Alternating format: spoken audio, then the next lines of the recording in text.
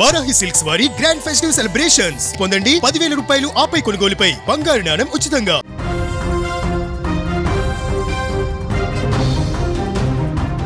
తెలంగాణలో సంచలనం సృష్టించిన ఫోన్ ట్యాపింగ్ కేసులో మాజీ మంత్రి సిద్దిపేట ఎమ్మెల్యే హరీష్ రావుకు అత్యున్నత న్యాయస్థానంలో భారీ ఊరట లభించింది. ఈ కేసు దర్యాప్తులో భాగంగా దూకుడుగా ముందుకు వెళుతున్న రేవంత్ సర్కార్కు సుప్రీంకోర్టులో ఊహించని షాక్ తగిలింది. గత బీఆర్ఎస్ ప్రభుత్వ హయాంలో ప్రతిపక్ష నేతలు వ్యాపారవేత్తల ఫోన్లను ట్యాప్ చేశారనేటువంటి ఆరోపణలపైన ప్రభుత్వం విచారణను వేగవంతం చేసిన సంగతి తెలిసిందే.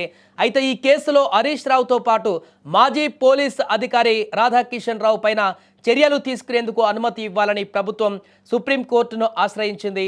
దీనిపైన విచారణ చేపట్టినటువంటి జస్టిస్ బివి నాగరత్న నేతృత్వంలోని ధర్మాసనం తెలంగాణ ప్రభుత్వం దాఖలు చేసినటువంటి పిటిషన్లను కొట్టివేసింది.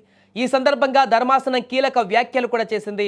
ఇప్పటికే ఈ వ్యవహారంలో తెలంగాణ హైకోర్టు ఇచ్చినటువంటి ఉత్తర్వులలో తాము జోక్యం చేసుకోలేమని సుప్రీంకోర్టు స్పష్టం చేసింది.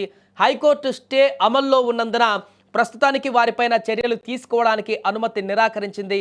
గతంలోనే ఈ తరహా పిటిషన్లను తాము రద్దు చేశామని ధర్మాసనం ఈ సందర్భంగా గుర్తు చేసింది. దీంతో హరీష్ రావుకు చట్టపరంగా పెద్ద ఊరట లభించినట్లయింది.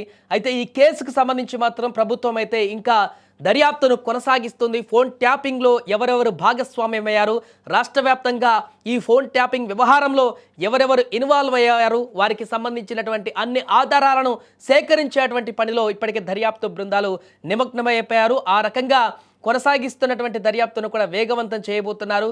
ఇక ఈ కేసుల కీలక పరిణామాలన్నీ కూడా ఒక్కొక్కటిగా ఈ మధ్య కాలంలో బయటకు వస్తున్నటువంటి సందర్భంలోనే హరీష్ రావును విచారించాలని కూడా భావించారు దర్యాప్తు సంస్థలు. ఈ నేపథ్యంలో కోర్టును ఆశ్రయించడంలో అక్కడ హరీష్ రావు వారికి కొంత పాజిటివ్ ఇండికేషన్స్ అయితే రావడం జరిగింది. గైడ్లైన్స్ హైకోర్టు నుంచి రావడం జరిగింది. ఇప్పుడు సుప్రీంకోర్టుకు వెళ్ళిన తర్వాత కూడా అక్కడ కూడా కోర్టు దీన్ని హరీష్ రావుకు ఊరట లభించేటువంటి విధంగా ఆదేశాలు అయితే ఇవ్వడం జరిగింది.